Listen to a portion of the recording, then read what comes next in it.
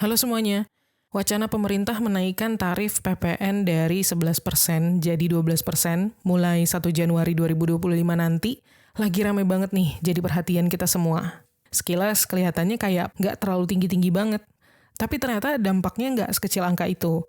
Karena kenaikan ini mempengaruhi gaya hidup kita, keuangan pribadi kita, bahkan sampai utang-utang kita juga. Nah, di video kali ini, kita bakal bahas tuntas dampak-dampaknya, terutama di 3 aspek ini, kenapa bisa sampai sejauh itu, dan pastinya gimana strategi menghadapinya supaya kita nggak terjebak dalam masalah finansial.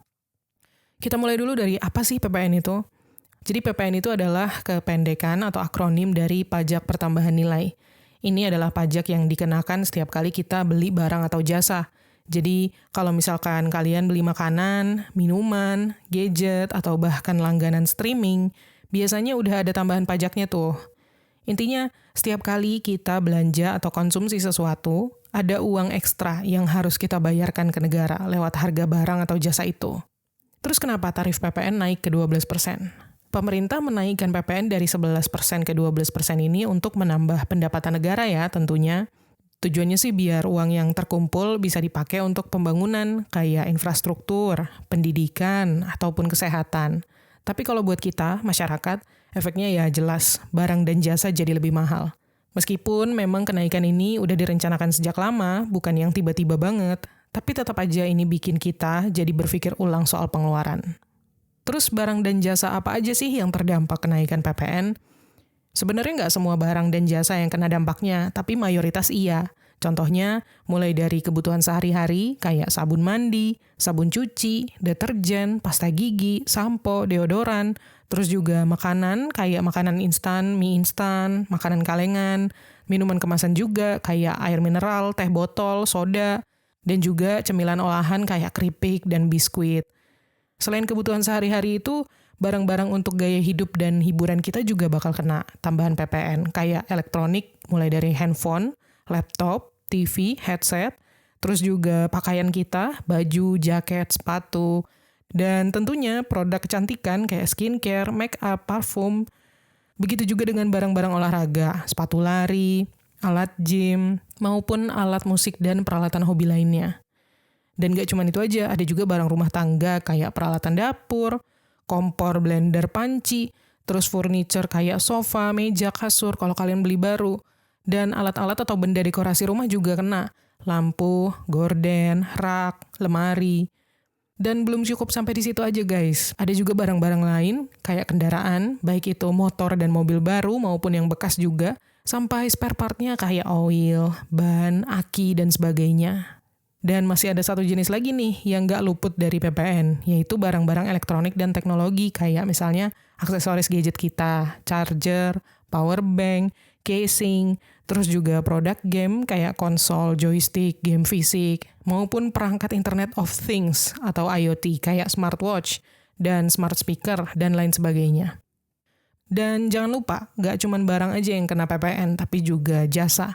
Jasa transportasi kayak transportasi online, ojek online, taksi online, lalu tiket transportasi umum kayak kereta, bus, kapal, terus juga jasa hiburan dan gaya hidup yang banyak dari kita juga sudah mulai menggunakan hal-hal ini sebagai kebutuhan primer ya, bukan lagi kebutuhan sekunder ataupun tersier, yaitu langganan streaming, Netflix, Spotify, Disney Plus, dan lain-lain, terus juga tiket bioskop, konser, belum lagi membership kayak gym, maupun tempat-tempat olahraga lainnya. Begitu juga dengan jasa hiburan kayak paket wisata ataupun sewa villa misalnya. Terus juga nggak ketinggalan jasa kesehatan dan kecantikan, kayak klinik kecantikan, buat facial, buat laser, terus juga membership di spa atau tempat pijat, layanan kesehatan privat, mau itu tes kesehatan atau vaksinasi yang berbayar, dan juga jasa-jasa yang lain kayak jasa digital, jasa pendidikan dan pelatihan online, jasa properti. Kalau jasa digital itu contohnya kayak langganan software Adobe, Canva, Zoom, dan layanan cloud storage kayak Google Drive dan iCloud. Dan sektor jasa yang juga dipungut PPN itu adalah jasa keuangan dan asuransi, kayak biaya administrasi bank tertentu, premi asuransi kesehatan, asuransi jiwa, ataupun asuransi kendaraan, dan yang paling penting juga nih, jasa komunikasi dan internet. Langganan internet rumah atau kantor kita, maupun paket data dan pulsa telekomunikasi yang selama ini kita pakai. Sementara untuk beberapa kebutuhan pokok, kayak misalnya bahan makanan mentah, beras, sayur, daging, dan lain sebagainya, terus juga susu formula bayi, buku pelajaran, dan kitab suci, maupun benih plus bibit pertanian, itu biasanya bebas pajak. Sementara untuk jasa yang sejauh ini bebas PPN itu, beberapa diantaranya adalah jasa pendidikan formal, yaitu sekolah dan universitas ya. Terus juga layanan kesehatan di rumah sakit pemerintah, dan jasa keagamaan kayak ibadah dan pengelolaan tempat ibadah, dan jasa pengangkutan barang tertentu, pertanian maupun kehutanan. Tapi kalau untuk barang-barang olahan alias kebutuhan sekunder, ya udah siap-siap aja nanti kena naik harga sedikit. Nah, terus apa nih dampak kenaikan PPN pada gaya hidup kita? Yang pertama pasti kenaikan harga barang dan jasa. Harga barang dan jasa jadi bakal naik walaupun cuma 1%, tapi tetap aja efeknya bakal kerasa kalau dikumpulin. Sebagai contoh nih, misalnya harga kopi di kafe langganan kalian yang awalnya 30.000, terus sekarang kena pajak PPN 11%, harganya jadi 33.300. Nanti per tahun 2025, harganya bakal naik jadi 33.600 karena PPN-nya kan naik jadi 12%. Memang kelihatannya kecil, tapi kalau setiap hari kalian beli, ya lama-lama kerasa juga. Belum lagi buat transportasi harian, buat makanan, atau buat belanja kebutuhan rumah tangga. Terus juga kalau kalian beli handphone baru nih, misalnya seharga 5 juta gitu ya, berarti PPN-nya itu kan sebesar 600.000. 600.000 ini didapat dari 5 juta dikali 12% ya. Jadi intinya total pengeluaran kita pasti naik. Selain kenaikan harga barang dan jasa, kenaikan PPN ini juga pasti bakal berpengaruh pada kebiasaan konsumsi kita. Kenaikan ini bakal membuat banyak dari kita berpikir ulang soal kebiasaan belanja. Kayak misalnya nongkrong di kafe mungkin jadi nggak sesering dulu, atau kita jadi lebih selektif dalam berlangganan streaming yang tadinya mungkin pakai 2 platform, nanti bakal jadi lebih milih satu aja. Dan barang non-primer kayak gadget, baju, atau skincare juga jadi barang yang lebih dipertimbangkan karena terasa lebih mahal. Bukan lagi membeli karena lapar mata doang misalnya.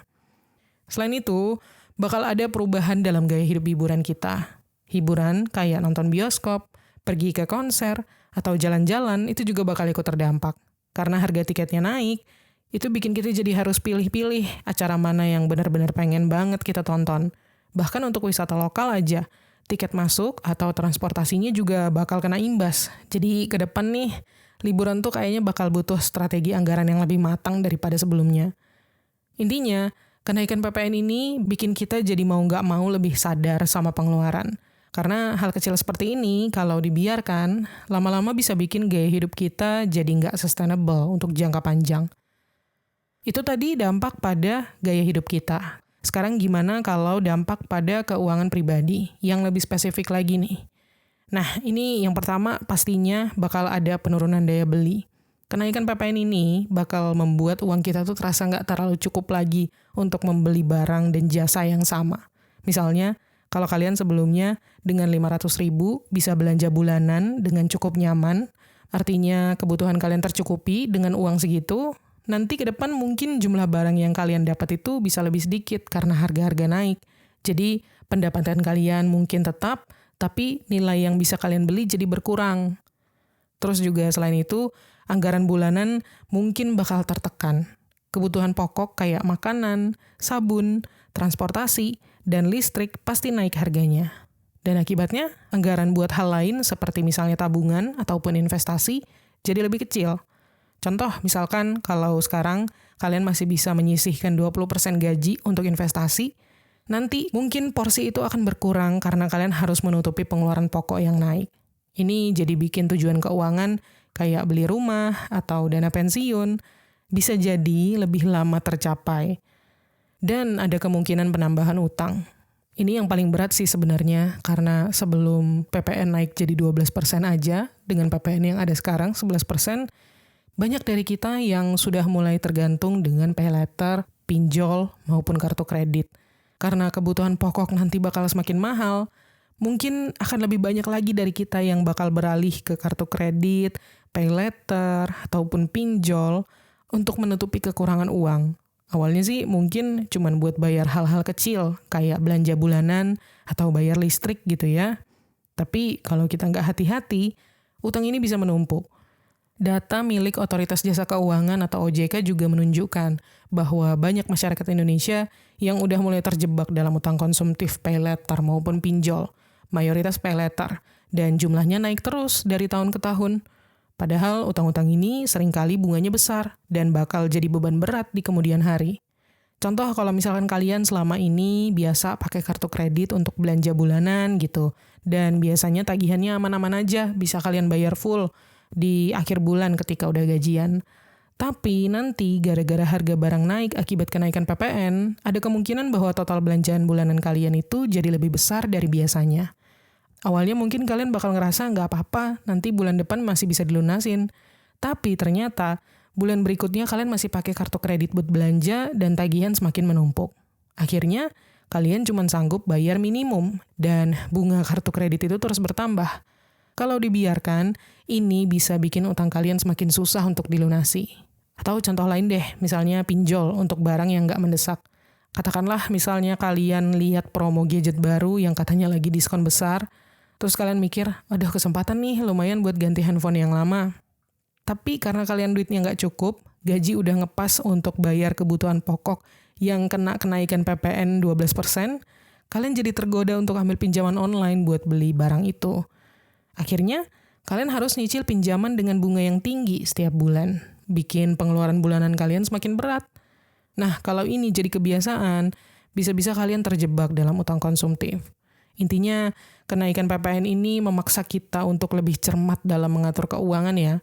Kalau nggak mau tekor, atau bahkan sampai terjebak utang, sekarang nih saatnya untuk menyiapkan strategi dalam hal pengeluaran dan prioritas keuangan. Nah, cara untuk menyesuaikan gaya hidup dan keuangan pribadi meskipun nanti ada kenaikan PPN, yang pertama yang mungkin bisa kita lakukan adalah evaluasi pengeluaran bulanan.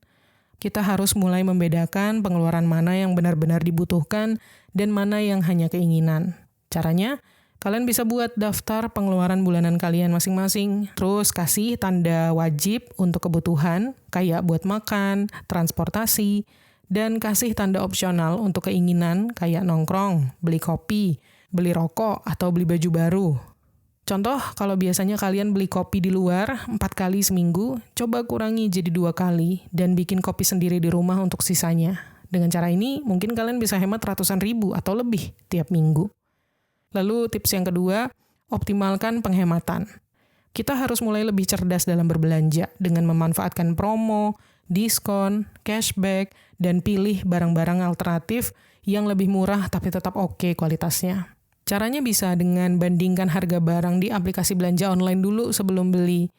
Terus juga pakai promo, misalnya beli 1 gratis 1 untuk kebutuhan harian. Contoh, misalnya kalian beli deterjen merek terkenal harganya 50.000. Coba ganti ke merek lain yang kualitasnya sama, tapi harganya 35.000. Nah, selisih 15.000 itu bisa dipakai untuk keperluan lain.